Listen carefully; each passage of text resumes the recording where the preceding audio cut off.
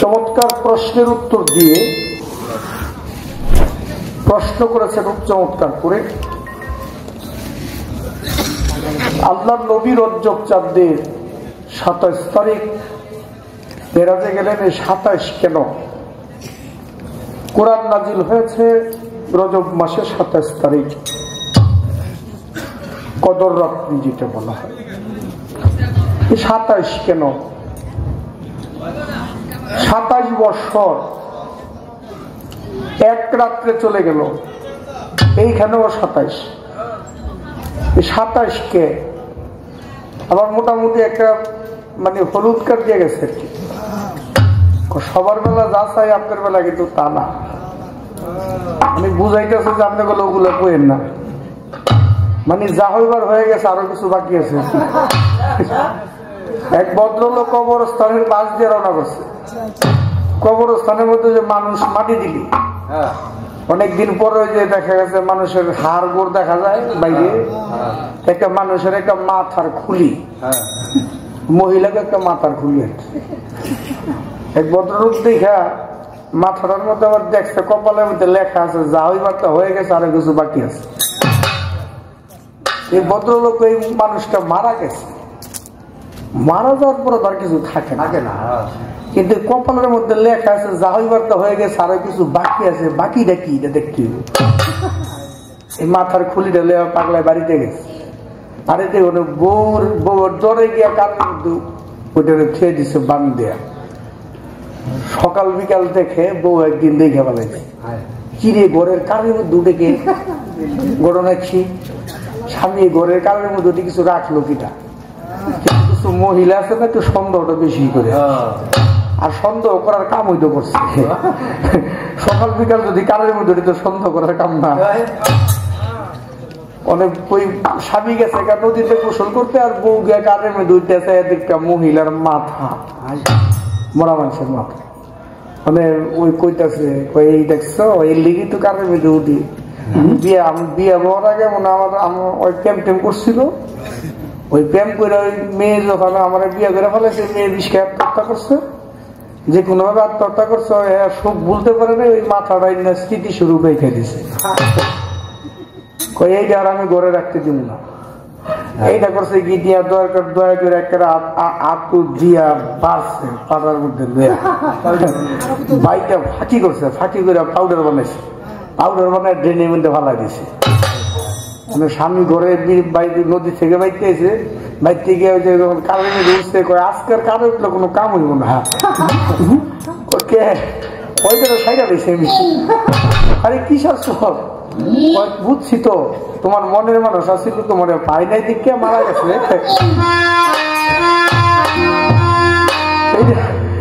স্মৃতি না তুমি রাইখা দিছো, তো তুই কি করছো সেটা? ওইটারে বাইটা পাউডার বানাই আমি ড্রেনের মধ্যে ভালো দিচ্ছি। ওই কপালে যে লেখা ছিল যা হইবার তো হয়ে গেছে, আরো কিছু বাকি আছে, এই পাউডার বানানোটুকু বাকি আছিল আর কি। আপনি কেমন ওইটা শুরু করে দিচ্ছেন যে আরো কিছু যাই বড় হয়ে গেছে, আরো কিছু বাকি আছে। আপনি কি পাউডার বানাইতে চাইতেছেন আমাদের? হ্যাঁ, চমৎকার। চেষ্টা করবো তার কথার জবাব দেওয়ার জন্য। আগে একটা গান করে দিই।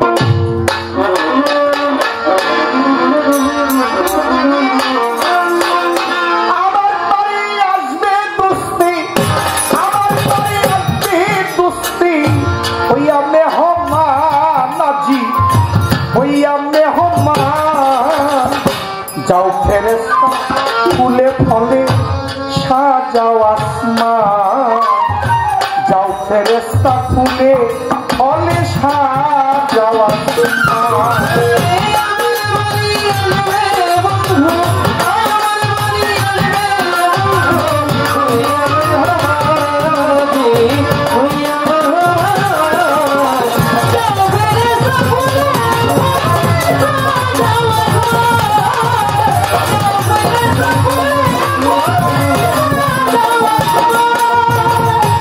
জান্নাত হতে তুলিয়া ফুল চলার পথে ছিটাও বকুল,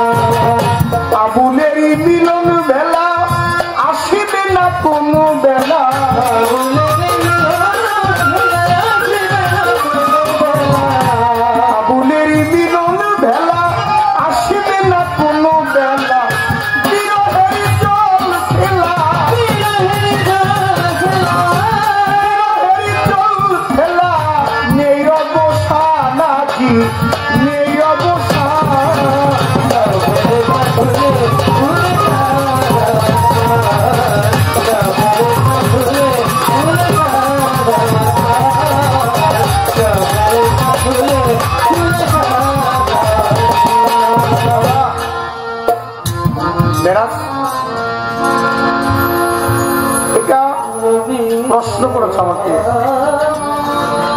যে শুধু মেরাজ কি আল্লাহর সাথে ওই সপ্তম আসমান বলতে কি ওই আকাশে বুঝাইছে, সৌরজগতে বুঝাইছে, নাকি সপ্তম আসমান বলতে অন্য কিছু বোঝানো হয়েছে?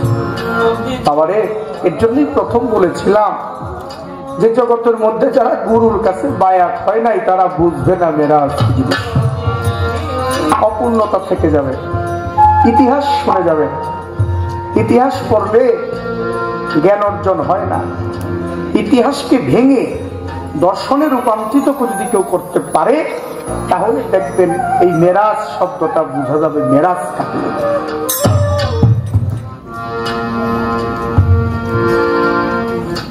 তার প্রশ্ন 27 তারিখ কেন মেরাজে গেল? মূল হাকিকতরা কি দেওয়ান বলেন নাই আমার? আমি আপনাকে দুই ভাগে জবাব দিব। প্রথম ভাগটা হচ্ছে লাইলাতুল কদর। লাইলাতুল কদর শব্দটা কোরআনের মধ্যে 3 জায়গায় আসছে সর্বমোট। এই লাইলাতুল কদরটা 3 জায়গায় আসছে। লাইলাতুল কদর শব্দটা লিখতে 9টা হরফ পড়ছে। বাবা 9 রে যদি 3 দিয়ে গুণ করে কত হয়?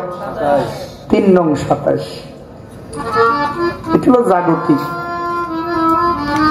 আধ্যাত্মিক একটা খেলা আছে।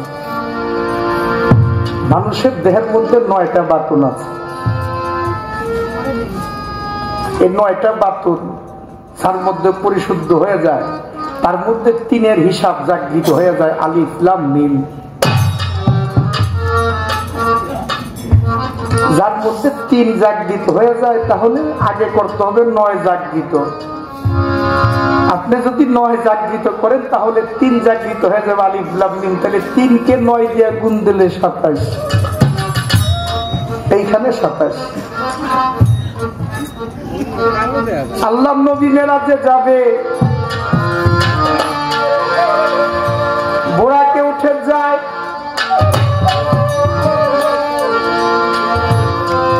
বোরাককে ডান দিকে ডাকতেছে, বাম দিক থেকে ডাকতেছে, পিছন দিক থেকে ডাকতেছে। কিতাবে ফরমায় ডান দিক থেকে ডাকে।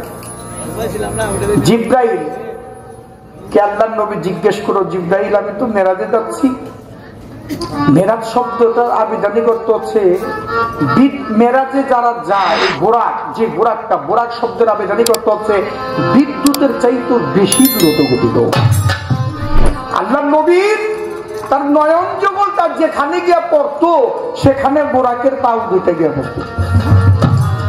এটা বোঝার আছে, এটা সাধারণ জ্ঞানে বোঝা যাবে না। বোরাককে ডান দিকে ডাকে। জিব্রাইলকে জিজ্ঞেস করে আল্লাহর নবী, জিব্রাইল এই ডান দিকে ডাকতেছে কে? বলতেছে আল্লাহর নবী ডান দিক থেকে যে ডাকে তিনি হচ্ছে দুনিয়া। যদি আপনি তার ডাকে সাড়া দেন তাহলে আপনার উম্মত সব দুনিয়ার মধ্যে ডুবে থাকবে, আল্লাহ রাসূলের কথা স্মরণ করবে না। আল্লাহর নবী বলছে জিব্রাইল তাহলে বাম দিক থেকে যে ডাকে, বাম দিক থেকে কে ডাকে? বলে বাম দিক থেকে ডাকে সেটা নারী, তিনি হচ্ছে কাম। যদি আপনি তার ডাকে সাড়া দেন তাহলে জগতের মধ্যে আপনার যত উম্মত আছে সব কামের দরিয়ায় ডুবে থাকবে, প্রেম ফেলবে না। জিব্রাইলকে আল্লাহর নবী বলতেছে জিব্রাইল তুই পিছন দিক থেকে যে ডাকে, জিব্রাইল বলতেছে আল্লাহর নবী পিছন থেকে ডাকে তিনি হচ্ছে ইবলিস শয়তান। এই ইবলিস শয়তান আপনার সামনে আসতে পারবে না। কেন? আপনি তারা চিনেন, আপনি তারা জানেন। মসজিদ নববীর মধ্যে হযরত আবু যর গিফারি রাদিয়াল্লাহু তাআলা আনহু যখন মসজিদ নববীর মধ্যে নামাজ পড়ে, আর ইবলিস শয়তান একটা পোশাক ধারণ করছিল, মাথায় টুপি, পাঞ্জাবি পায়জামা, মুখে দাড়ি। একবার মসজিদের ভিতরে যায় আবার বাইরে হয়। আল্লাহর নবী তো বারিন্দার মধ্যে দাঁড়ায় রয়েছে। যখন দাঁড়ায় রয়েছে আল্লাহর নবী দেখতেছে কিরি এই টুপি মাথায় দিয়া লোকটা, মুখে দাড়ি, আবার একবার মসজিদের ভিতরে যায় আবার বাইরে হয়, যায় আর বাইরে। নামাজ পড়লে তো নামাজ পড়বো, নামাজও পড়ে না, যায় আর বাইরে হয়ে। আল্লাহর নবী ডাক দিয়েছে তুমি দাঁড়াও, তুমি কে, পরিচয়টা কি তোমার বলো তো? ইবলিস শয়তান বলতেছে আল্লাহর নবী আমি তো শয়তান। তো তুমি শয়তান, তুমি মসজিদের ভিতরে কি করো? তো তুমি এই পোশাক পরছো কে? এটা কি তোমার পোশাক? আল্লাহর নবী বেয়াদবি মাফ করবেন, এই পোশাক পরলে না সাধারণ মানুষকে একটু দুর্বল করা যায়। কারণ আমি যত আকাম কুকাম করি এইটা পইরা যদি আমি বাইরে হই আমার আর কেউ কিছু কইতো না। এইটার ভিতরে সাধারণ মানুষ একটু দুর্বল, কারণ যত আকাম কুকাম করো যদি মুখে দাড়ি টুপি রাইখা আল্লাহর নবী যখন আমি পাঞ্জাবিতে ফতোয়ার জুব্বাটা পইরা বাইরে হই আমার সে আর মুসল্লি আর কেউ নাই জগতের মধ্যে। তাহলে তুমি ভিতরে যাইতে পারো না কে? যে আবু যর গিফারি নামাজ পড়তেছে কেন যাও তুমি? ভিতরে যাই আবু যর গিফারি নামাজটা ভঙ্গ করতে যাইতে পারতেছি না। তুমি পারো না কে? কেমনে পারবো? ওই যে বারিন্দার মধ্যে একজন শুয়ে রয়েছে, তার ভয়ে পারি না। কয়েছে তো মাওলা আলী, হে তো ঘুমায় ঘুমায় দেখে, এরপরেই তো যাইতে পারি না ভিতরে। কারণ একবার আমরা আটকাইছিল বদনার ভিতরে, অনেক কষ্ট করে ছুটাইছে আল্লাহর নবী, যার জন্য আমি ওর ডরে যাই না। জগতের মধ্যে ইবলিস শয়তান, মহাপুরুষ যারা, মহামানব যারা, তাদের সামনে কখনো এটা চাপতে পারে না। না, এটা 70 কিলোমিটার দূরে থাকে, যদি দেখে যে বাবা ইউনুস আলী রহমতুল্লাহ এখানে আসে বসা, এই শয়তান 70 কিলোমিটার দূরে থাকবো, কাছে আড়াইব না। তো সেই শয়তান পিছন থেকে ডাকে জিব্রাইলকে। আল্লাহর নবী জিজ্ঞাসা করে জিব্রাইল তাহলে শয়তান ডাকে তাহলে কি হবে? বলে শয়তান যদি আপনি যদি শয়তানের ডাকে সাড়া দেন আপনার উম্মতে মুহাম্মদের মধ্যে সমস্ত মানুষ শয়তানের অনুসারী হয়ে যাবে। তারা আল্লাহর নবী বোরাক নিয়ে চলে গেছে, কিতাব প্রমাণ করেছে। একটু দূরে গেছে বোরাক একটা জায়গার মধ্যে, জিব্রাইল আল্লাহর নবী এখানে থামান, একটু বেশি বেশি লাগে সাউন্ড গুলো, একটু কমায়, একটু বেশি বেশি লাগে কথার সময়, একটু কম বাজার। জিব্রাইল বলে আল্লাহর নবী এখানে থামান। আল্লাহর নবী চেয়ে দেখতেছে অনেকগুলা মানুষ খেজুর বাগানে কাজ করতেছে, চাকরি করতেছে, খেজুর খালি রদ বদল করে। আল্লাহ নবী জিজ্ঞেস করতেন এইখানে নামলাম কেন? ওইখানে আপনার 2 রাকাত সালাত কায়েম করতে, নামাজ পড়তে হবে। এটা হচ্ছে মদিনা, এটার নাম হচ্ছে ইয়াসরিব। যখন এই জায়গার নাম মদিনা হয় নাই তখন এই জায়গার নাম ছিল ইয়াসরিব। আল্লাহ নবী আপনি যখন মক্কা থেকে মদিনা হিজরত করবেন তখন এই জায়গার মধ্যে আপনি আইসা স্থান নিতে হবে আপনার। এটা হচ্ছে সেই জায়গা। আল্লাহ নবী ইয়াসরিব থেকে পরে মদিনা আসছে। সামনে একটু দূরে গেছে আগায়া যে দেখে একটা কবর, সেখানে গিয়ে আল্লাহ নবীকে জিবরাইল বলতেছে আল্লাহ নবী এই জায়গাটা হচ্ছে, এই জায়গাটার নাম হচ্ছে বাইতুল্লাহাম। আল্লাহ নবী জিজ্ঞেস করতেছে এখানে কি? বলে এখানে হচ্ছে ঈসা নবী জন্মভূমি, এখানে ঈসা নবীর মা মরিয়ম এখানে শায়িত আছে। জানেন এই মরিয়ম ঈসা নবীকে গর্ভে দিয়েছে। ঈসা রুহুল্লাহ বলে আল্লাহ ডেকেছে। আল্লাহ নিজে বলছে ঈসা রুহুল্লাহ হচ্ছে আল্লাহর আত্মা। আল্লাহর রূহ দিয়ে ঈসা নবীকে সৃষ্টি করা হয়েছে। আমার নবী যখন মেরাজে যায়, খারাপ লাগে আমার কথা বলতে যাচ্ছে, আল্লাহ নবী যখন মেরাজে যায় ওই বুরাকটা অনেক উঁচা, এই বুরাকের উপরে উঠতে পারেন আল্লাহ নবী। একটা পাথর নিচের মধ্যে দিয়া সহযোগিতা করেছে নবীকে উঠানোর জন্য। যখন নবী পাথরের মধ্যে পা দিয়া উঠে যায় তখন পাথর ফরিয়াদ করে আল্লাহ নবী আপনি যে আল্লাহর দিদারে যাচ্ছেন আমার পৃষ্ঠের মধ্যে পা রেখে আমার জন্য একটু আশীর্বাদ করবেন না, আমার জন্য দোয়া করবেন না? নবী পিছন দিকে তাকায় দেখে এটা পাথর না, এটা একটা রুহানি। এই রুহানি সৃষ্টি জগতের মধ্যে ছিল, এই রুহানি নবীদের কাতারে যাইতেছিল। সেদিন আল্লাহ বলছিল যে রুহুরে তুই ওই নবীদের কাতারে যাসনি, নবীর পরে আর কোন নবী নাই, আমার নবী শ্রেষ্ঠ নবী, আমার নবী আউয়াল নবী, আখের নবী, জাহের নবী, বাতুনে নবী, আমার নবীর পরে আর কোন নবী নাই। তবে আমি তোকে কথা দিচ্ছি বেলায়েতের যুগে সর্বশ্রেষ্ঠ ওলি হিসাবে আমি তোমাকে পাঠাবো। আল্লাহ নবী চেয়ে দেখে সেই রুহুটা যখন পায়ের ওই পাথরের মধ্যে সে রুহু মুবারকের পৃষ্ঠের মধ্যে পা দিয়ে আল্লাহ নবী যখন বুরাকে উঠে যায় তখন আল্লাহ নবী আশীর্বাদ করেছিল যে রুহে আমি যে তোমার পৃষ্ঠের মধ্যে পা রেখেছি এই পৃষ্ঠের মধ্যে আর কাউকে পা রাখতে দিব না, অর্থাৎ তোমার পা থাকবে সমস্ত অলিদের পৃষ্ঠে। বলছে সমস্ত অলিদের কাঁধে থাকবে তোমার পাও, কারণ তোমার পৃষ্ঠে আমার পাও রেখেছি আমি, তাই বেলায়েতের জায়গায় সমস্ত অলি থাকবে, অলিদের কাঁধে থাকবে তোমার তাও। তার নাম বরফি। একটু দূরে গিয়েছে বরফিরের বোরাকের লাগামটা ধরে রাখছে একটা রুহ মুবারক। যখন ধরে রাখছে বোরাক যখন চলে যায় ওই রুহ মুবারক আল্লাহর কাছে ফরিয়াদ করে মালিক আপনি তারে দিলেন আমারে দিলেন না। আল্লাহ নবী চেয়ে দেখে এইটা একটা রুহ, এইটাও সৃষ্টি জগতের মধ্যে ছিল। সেই রুহটা হচ্ছে খাজা মঈনুদ্দিন চিশতি রহমতুল্লাহ আলাইহি। যখন আল্লাহ নবী ইশারা করলেন যে যাও তুমি যখন আমাকে সহযোগিতা করেছো তাহলে রাসূলের পবিত্র আত্মা মুবারক আল্লাহর সাথে দিদারের জন্য যখন রওনা করেছে, তুমি যখন আমাকে সহযোগিতা করেছো আমি তোমার এক নাম রাখলাম আতায়ে রাসূল। আতায়ে রাসূল নামের শব্দের আবেদনই করতেছে রাসূলের আত্মা। মেরাজের ইতিহাস এটি কোনো সাধারণ কিছু না, এটি বুঝার মতো। তাহলে মেরাজে চলে গেছে। আমার বোন বলছে যে মেরাজটা কি আসলে সপ্তম আসমানই হয়? কেন দেহের মধ্যে কি সপ্তম আসমান নাই? দেহের মধ্যে কি সপ্তম আসমান নাই? আছে, কিন্তু সপ্তম আসমান দেহের মধ্যে চিনতে হবে। এই সপ্তম আসমান চিনতে হলে গুরুর কাছে দেখি। যদি কেউ গুরুর কাছে না যায় তার জন্য কোন ইবাদত বন্দেগী কিছু হবে না।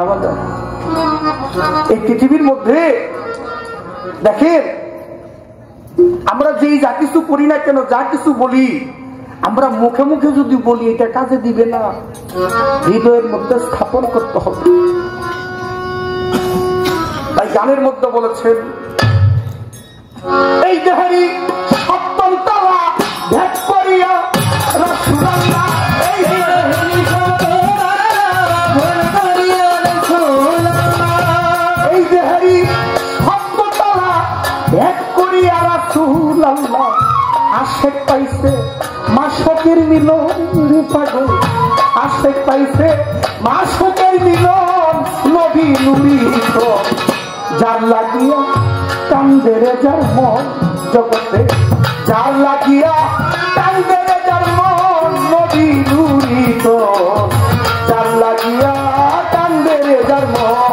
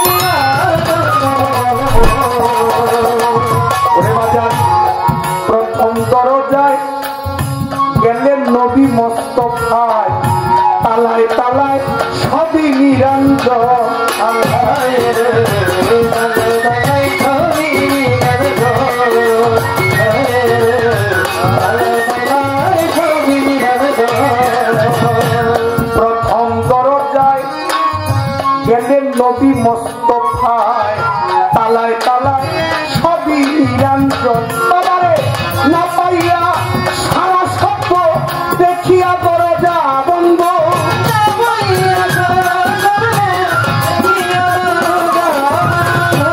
না পাইয়া সারা শব্দ দেখিয়া দরজা বন্ধ। শিকল নাড়া দিয়াছে যখন বাজা, শিকল নাড়া দিয়াছে যখন নবী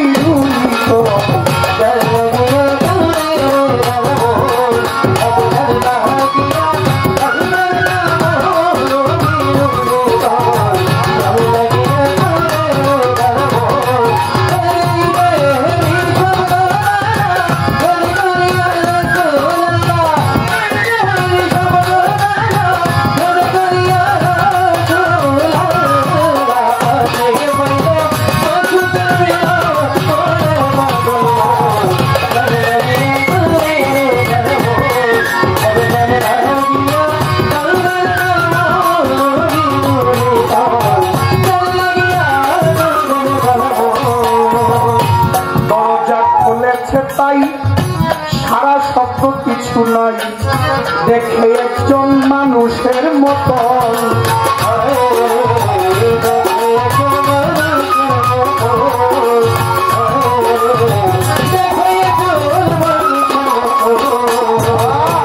দরজা খুলেছে তাই সারা শব্দ কিছুই নাই, দেখে একজন মানুষের মতো।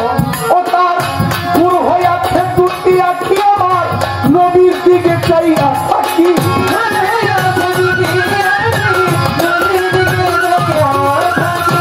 দূর হইয়াছে দুটি আখি আমার, নবীর দিকে চাইয়া থাকি।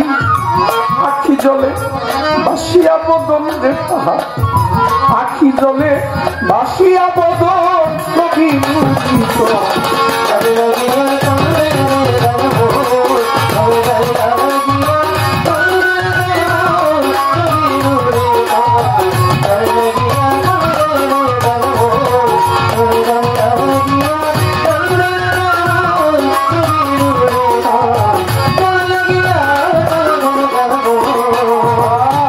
দুলাতে যায় গড়া করি, কান্দে নবীর গলায় আহাজারি করে সর্বক্ষণ।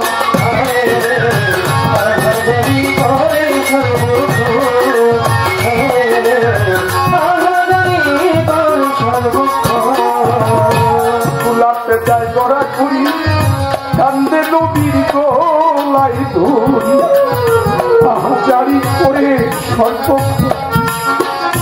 তুমি খোদার কাছে কইও আমার লাগি ক্ষমা চাইও,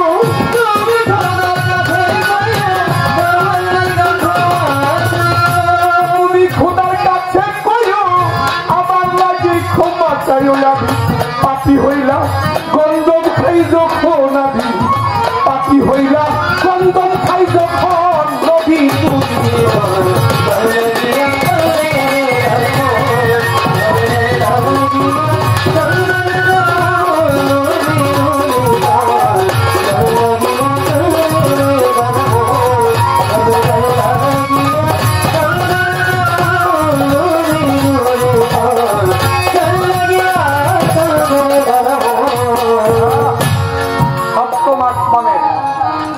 প্রত্যেকটা আসমানে নবী ছিল। প্রথম আসমানে নবী আদম শফুল্লাহ। আল্লাহ নবী জিব্রাইলকে নিয়ে প্রথম দরজায় যখন শিকল নাড়া দিলেন, দরজা খুলে গেল। কে? আনা মালাইকা, অর্থাৎ আমি জিব্রাইল। তোমার সাথে কে? বলে সাথে আখিরি নবী, শ্রেষ্ঠ নবী মুহাম্মদ রাসূলুল্লাহ সাল্লাল্লাহু আলাইহি ওয়াসাল্লাম। বলে তাকে দাওয়াত করেছে, জি আসতে বলো। গেছে। আমার নবী ভিতরে গিয়ে দেখে একজন ব্যক্তি বসা, ডান দিকে ছায়া আকারে কি যেন দেখা যায়, বাম দিকেও ছায়া আকারে কি যেন দেখা যায়। আমার নবী দেখে ওই ব্যক্তিটা ডান দিক তাকাইলে হাসে, বাম দিক তাকাইলে কাঁদে। জিব্রাইলকে জিজ্ঞেস করলো আল্লাহর নবী, জিব্রাইল এই লোকটা কে? ডান দিকে তাকাইলে হাসে, বাম দিকে তাকাইলে কাঁদে, ডান দিকে ছায়া স্বরূপ গুলা কি, বাম দিকে ছায়াগুলা কি?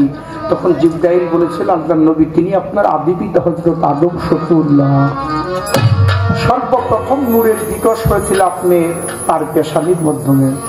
সৃষ্টি জগতের মধ্যে আদিরূপ যেটা সর্বপ্রথম যে নূরের বিকাশ ঘটেছিল সেটা হযরত আদম শফিউল্লাহর পেশানির মধ্যে ঘটেছিল। কারণ এর আগে নূর ছিল ডিম্ব রূপে, ইয়ার আগে নূর ছিল তারা রূপে, ইয়ার আগে নূর ছিল সেতারা রূপে, ইয়ার আগে নূর ছিল ফুল রূপে। ওই যে একটা গানের মধ্যে আছে, আদিত লোক নিরঞ্জন গুপ্ত দেনা গারে গোপন আপন রূপ করে দর্শন এসকিত হইয়াছে চেতন। আসমান জমিন চন্দ্র সূর্য কিছু নাহি ছিল, আর আপন ইচ্ছায় ভোর করিল আশ্রয় শূন্য সহস্রা। হইল সৃষ্টির আকৃঞ্চন এক হইতে দি হইল তখন, নূরে নূরে হয়াল তুমি কার আমি গুঞ্জন।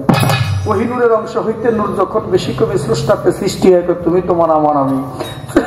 স্রষ্টার সৃষ্টি অমনি কাজ কোন বলিয়া হইল আওয়াজ, আরস করছি লহু কলম ওহিনুরে হইল তখন। ওহিনুরের অংশ হইতে নূর যখন কমিয়া যায় বলে আয় আল্লাহ তুই কাদের গনি অমনি পড়িল সেজদায়, তাতে মোহাব্বত হইল পয়দা, তাতে নূর রইল জুদা।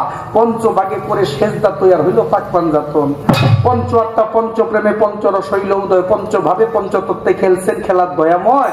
তাই পাঁচ ভাগে হইয়া মিলন একটা ফুলের রূপ করিল ধারণ, ফুল হইতে মধুর সৃজন নিত্য নীলা সাই নিরঞ্জন। ৭০,০০০ বৎসর উদয় রাখিল চার শূন্য পাপ, অবশিষ্ট ৬০ হইতে হইল সপ্তম দিনার রাত। আত্মশক্তি ময়না তখন হার গলে করতে চায় ধারণ, হারে বলছে আমিও তখন তোমার গলে করবো শ্রবণ। ময়না রূপে মিশে গিয়া সাজলো সুন্দর সিতারা, ৭০,০০০ বৎসর উদয় ছিল আরো কানকুরা। তাই ৭ রেখে ৪ শূন্য হতে আবাতস খাটবাতেতে সেতেরাই মিশিয়াতে ডিম্ব রূপ করিল ধারণ। দিব্যর খোসা মাজরণী বিজল রূপে মর্তুজা, দুই পর্দা ইমাম দুই ভাই কুসুম রূপে মোস্তফা। তার ভিতরে কাদের গণি সিন্ধু হতে বিন্দুমণি, যে কারণে সকল প্রাণী নাম নিলে তার জোড়ায় জীবন। আপসে আপ করে ধনী ডিম্বু যখন ফেটে যায় সাজিয়া এক ময়ূরিনী বসিল এক কিন্দালায়। মাথার তাজে হযরত আলী ইমাম দুই ভাই কানের বালি, গলার হার ফাতেমা বিবি নবীজি ময়ূরিনী তখন। পূর্ব দিকে বসলো ময়ূর নিরিখ ঠিকবার যোগ দেনে সরমের কাই নাইল দেখিল রূপ সামনে, তাতে সেজদা করে পঞ্চজনা ৫ ওয়াক্তের হইল ঠিকানা। হইলে পরে আপন চিনা মুক্ত জীব হইবে তখন। তাই আপন চিনা চিনবার তরে করো সাধন বোঝনা, তোমার বিন্দু মিশলে সিন্ধুর সনে রবে না ভয় ভাবনা। ভাই বাবিয়া খালেক দেওয়ান বলে ভক্তি বিশ্বাস প্রেম হইলে তুমি মজ গুরুর চরণ তলে জীবন জৈবন করো।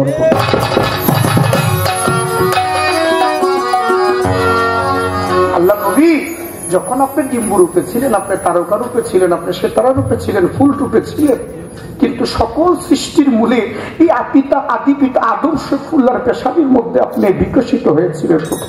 তিনি নবী, আল্লাহ নবী, তিনি জান্নাতে ছিল, তিনি গন্ধমের অপরাধে তিনি পৃথিবীর মধ্যে এসেছে, দুনিয়ার মধ্যে এসেছে।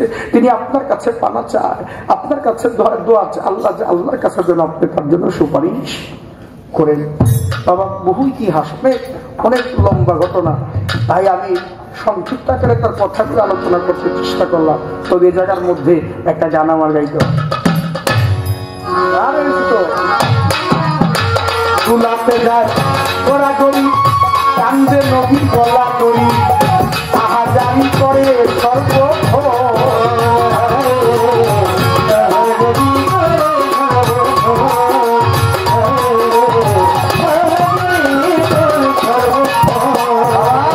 তুলাতে যায় গড়া করি কান্দে নবীর গলাই ধরি গো আহাজারি করে সর্বক্ষণ। মোহাম্মদ তুমি খোদার কাছে কইও আমার লাগি পানা চাইও,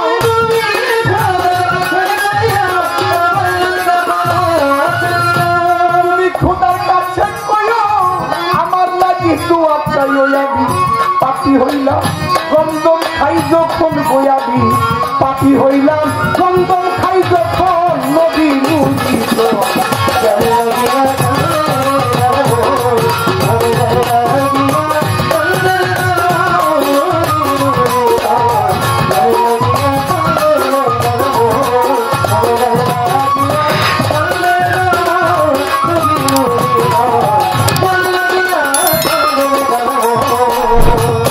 যারে দেখলে হয় আনন্দ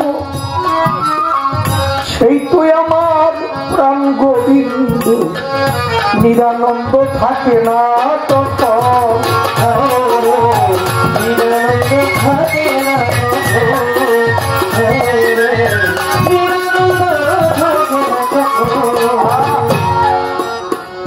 বন্দনা করেছিলাম কাঁদবে যেদিন কমিনে ক্ষমা পাবে মুমিন। তো মুমিন লোকটা তো ক্ষমা পাবে, আর জান্নাতে জাহান্নামী যারা তারা তো জান্নাতে যাবে। তাহলে মাঝখানে লোকগুলা কি হবে? দেখে কোরআনের মধ্যে আর স্পষ্ট বলা আছে হাসরের যে মা, হাসরের মাঠে মানুষ তিন ভাগে বিভক্ত হয়ে উঠবে। একটা ডানপন্থী, একটা বামপন্থী, একটা নৈকট্যের অধিকারী। যারা ডানপন্থী তারা জান্নাতি, তারা বামপন্থী তারা জাহান্নামী। আর যারা নৈকট্যের অধিকারী তারা জান্নাতও না জাহান্নামও না, তারা সরাসরি আল্লাহর কাছে থাকে।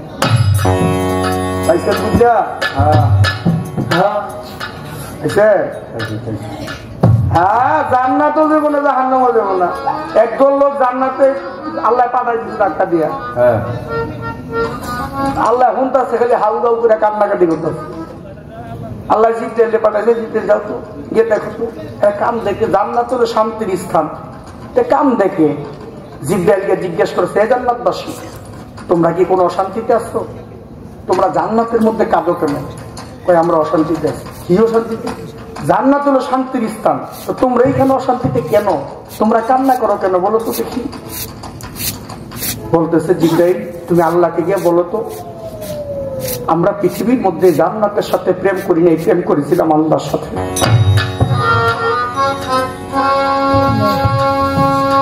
আমি জান্নাতের সাথে প্রেম করি নাই, আমি প্রেম করেছিলাম আমার ইউনুস আলীর সাথে। আমি জান্নাত দিয়ে কি করবো? যে জান্নাতের মধ্যে আমার ইউনুস আলী নাই, আমি কি করবো জান্নাত? আমার বাসর সাজায় কি হবে যে বাসরে আমার বন্ধুরা থাকে? আমার বাসর দিয়ে আমি কি করবো? পানি খামো দিয়া কি করবো বাসর দিয়ে, যে বাসরে আমার বন্ধু না থাকে? যারে দেখলে হয় আনন্দ সেই তো আমার প্রাণ গোবিন্দ নিরানন্দ থাকে না তখন নিরানন্দ থাকে না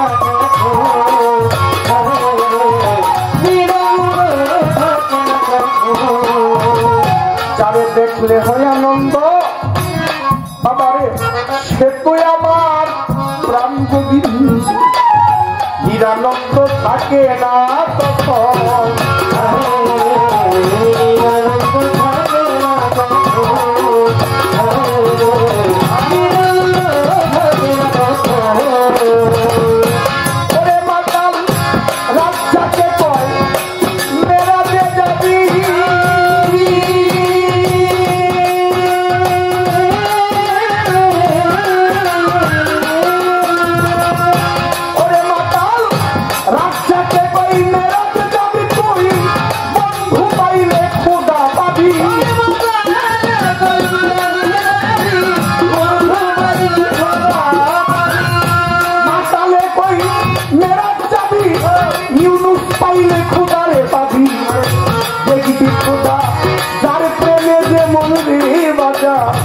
দেখবি খোদা যার প্রেমে যেমন নবী নূরিত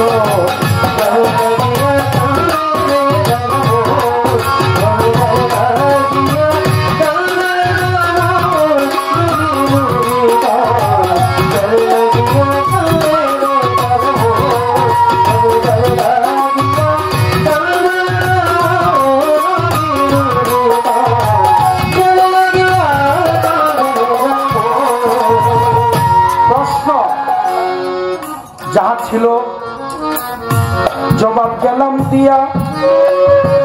আমার বোনের কাছে আরো দু একটি কথা যাব জিগাইয়া। পাইছি যখন ভাবের গায় আজকা প্রেমের মাধ্যমে করব মারামারি। মারামারি কইরা কিছু আদান প্রদান করি।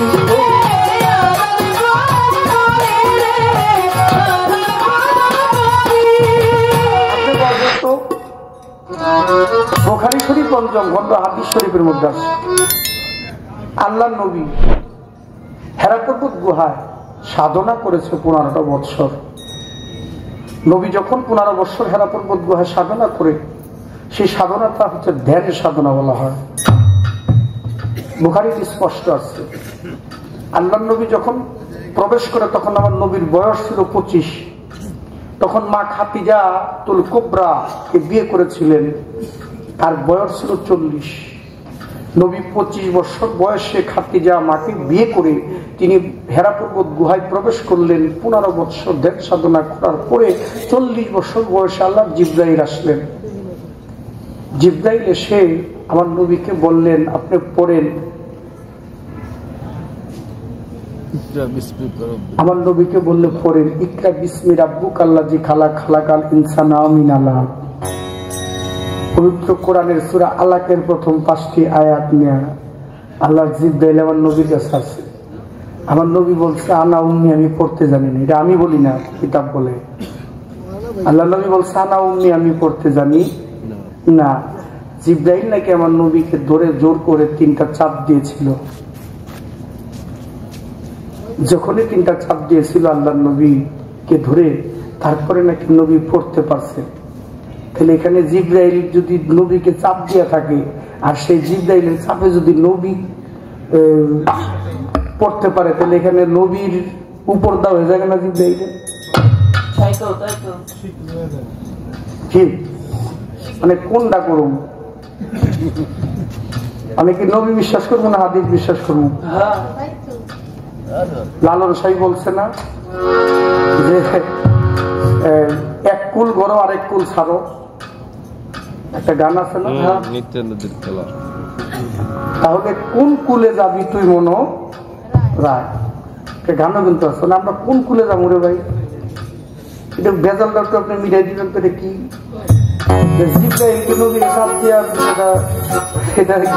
কেমন লীলাটা আমি তো বুঝি নাই।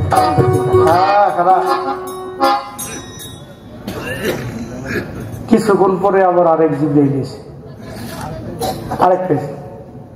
আল্লাহ নবী রে কইতেছে, আমি আইছি, আনা মালাইকা। নবী কয়, তোমার তো আমি চিনলাম না, তুমি কে? কয়, আমি তো কোনোদিন ইতিপূর্বে আপনার কাছে আই নাই, শুধু আপনার কাছেই না, কোন নবী রাসূলের কাছে আমি আসি নাই। তাহলে তুমি কেন? কয়, আল্লাহ পয়দাই করছে শুধু আপনার কাছে আমি একবার আসুম, আর দ্বিতীয়বার আসুম না। আল্লাহ নবী কইতেছে, তো তুমি আমার কাছে আসছো কেন? আপনার কাছে আমি 2টা নূর নিয়ে আসছি। এই 2টা নূর আপনি আমার কাছে আমার জন্য, আপনার জন্য নিয়ে এসেছে। আল্লাহ নিজে পাঠাইছে এই 2টা নূর। এই 2টা নূর আপনি রেখে দেন। আল্লাহ নবী 2টা নূর রাখছে। মানে নূর তো হইল আলো, ধরার বস্তু। এই আলোটাকে ধরা যাবে?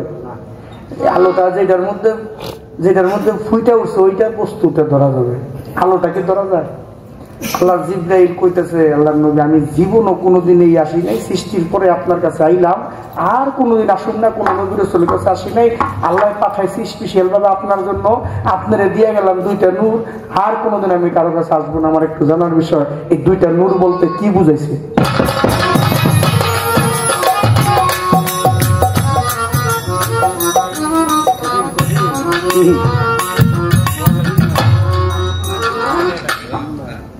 জানো না রে ও ভ্রান্ত মন, গানে একটা বেশি গায়ে নিতেছি, বুঝলি?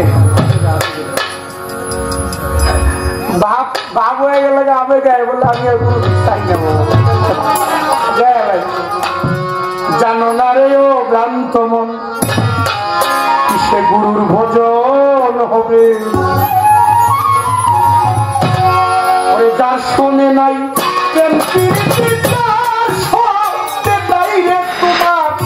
যার শোনে নাই প্রেম প্রীতি, তার পূজাই কি মন বসি? জানো না রে ও ভ্রান্ত মন, কিসে গুরুর ভজন হবে? জানো না রে ও ভ্রান্ত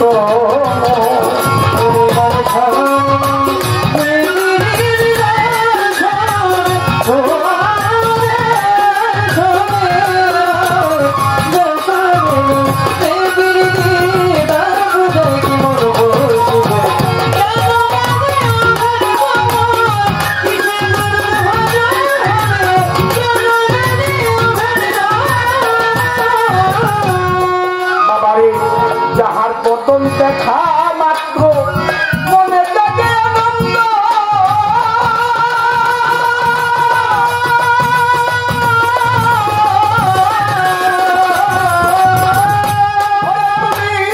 তারে বুকে জড়িয়ে ভাবো এই তো স্বয়ং গোবিন্দ তার বদন দেখা মাত্র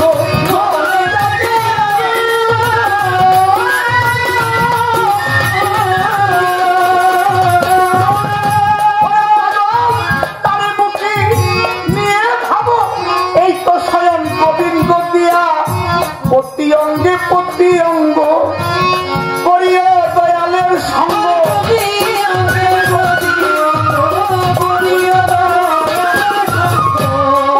অঙ্গে প্রতি অঙ্গ দিয়া করিয়া গোবিন্দের সঙ্গ উথলিবে প্রেম তরঙ্গ উথলিবে প্রেম তরঙ্গ তাপি পরাণ শীতল হবে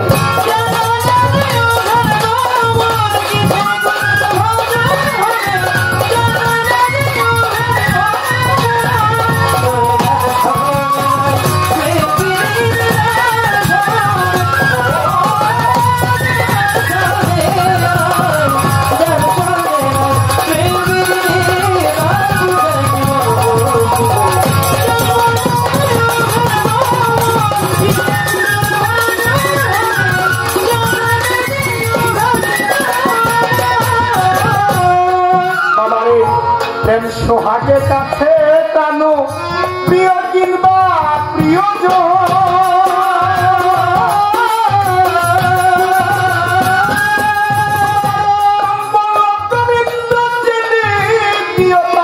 আলিঙ্গন প্রেম সোহাগে কাছে টানো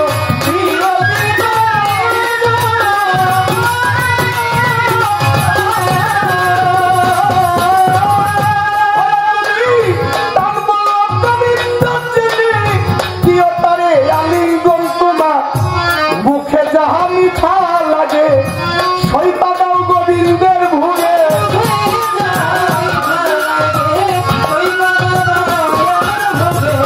মুখে যাহা মিঠা লাগে সইতা দাও গোবিন্দের ভুগে যার লাগি প্রাণ কান্দে যাহার লাগি প্রাণ কান্দে তার প্রেমেতে থাকো দূরে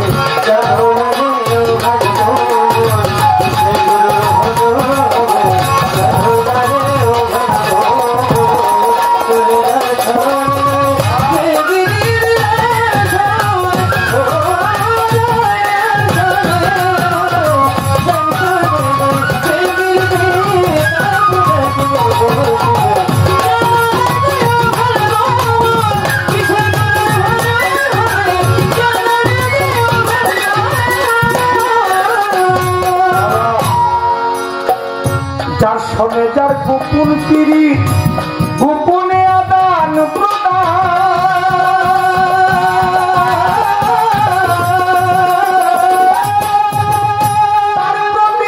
পূজা দিতে লাগে না রে ব্যক্তি যার সঙ্গে যার গোপন পিড়ি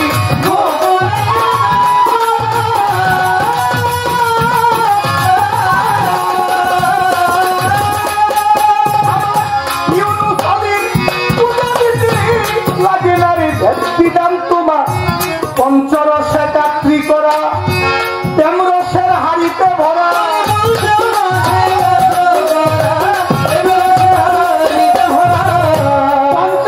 পঞ্চরসে কাত্রি করা তেম রসের হাড়িতে ভরা রাধা বল্লভে কই পাইল যারা বল্লভে কই রাধা বল্লভে কই পাইল যারা ভাবের মরা মরছে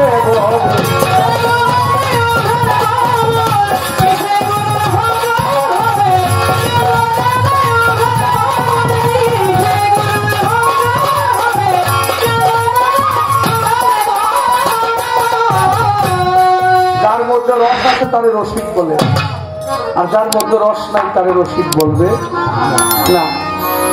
আমার দয়া বলছে বাউল মধ্যে 5 প্রকার রস শব্দ স্পর্শ রূপ রস গন্ধ আর আমার দয়াল বলছে 64 প্রকার রস। এই 64 প্রকার রসের তত্ত্ব যার মধ্যে নাই, দেহের মধ্যে নাই, সে ওই বাউল 5 প্রকার রসের তত্ত্ব বুঝবে না। বৃন্দাবনে প্রেম রস, মথুরায় বিরর, বৈকুণ্ঠ আনন্দ রসের দ্বারা বস্তুরে যত তত্ত্ব রস, গাছের রস, ফুলের রস, ভ্রমণ নিজে খাই রস, মনের মাঝে ভাব রস, কৃষ্ণ গজে করে বস, নন্দরস, কাব্যরস, পঞ্চপ্রেমে পঞ্চরস, ক্লান্ত প্রেমে মধুর রস, এই দেহ 64 রস। রূপরস, গন্ধরস, বাত্মকে কথা রস, আখের চাকের রস, প্রেম বুঝে না কঠিন রস, বাপ বুঝে না তিতা রস, সহ্য বিদ্যয় সহ্য রস, রসিক যিনি কথায় রস, বাঁকায় গঙ্গে বাক্যের রস, ত্রিভঙ্গিতে তীর সাধন করে থাকতে রস, রস থাকতে করবস, হাসিতে হাস্য রস, ললাতে উজ্জ্বল রস, পঞ্চপদে পঞ্চরস, শতচক্র শতরস, গুরুপদে ভক্তি রস, ভজন পথে দাস্য রস, যে করে রিপুব সাধু কর্ম সুরস, অসাধুতে চতুর রস, কামস্রোতে কামরস, লুবিকামী ভয়ঙ্কর রস, রজরস, বীর্যরস, সৃষ্টিমূল আদিরস, ত্রিবিনীতে সিংহা রস, যে বুঝে লীলা রস, সহজ রস, সরল রস, প্রেমে মিলে প্রেম। সর্বরসের রসিক আমার মোহাম্মদ সাল্লাল্লাহু আলাইহি ওয়াসাল্লাম মেরাজেতে যায় গিয়েছে আর আইছে।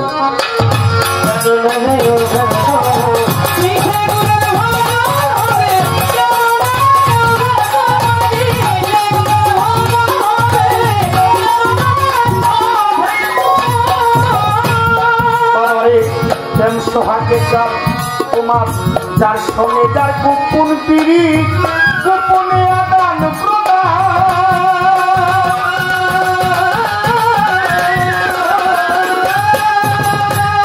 তুমি তার প্রতিমার পূজা দিতে লাগে ভক্তি,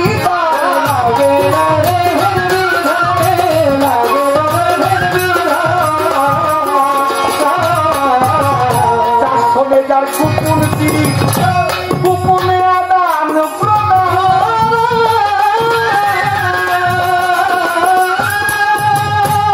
প্রতিমার পূজা দিতে লাগে নারী দেবী, তার তোমার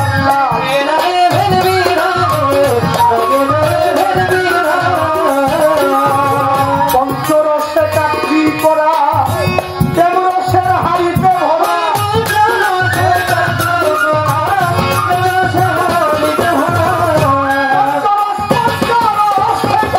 ভরা, মানব হারিতে বড় রাধা, বল্লভে পাইল যারা, বল্লভে কয় রাধা, বল্লভে কয় পাইল যারা, ভাবের বড়া মরছে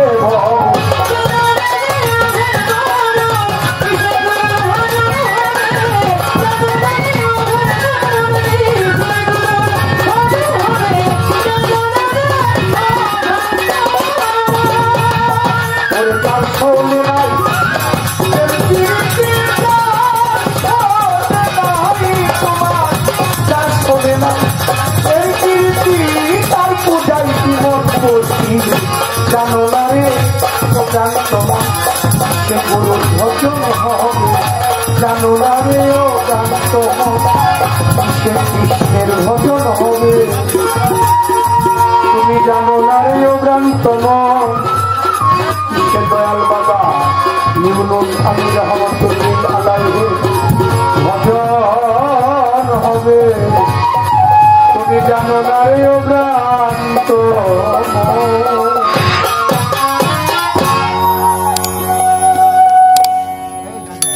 ভুল ত্রুটি হলে ক্ষমা চাই।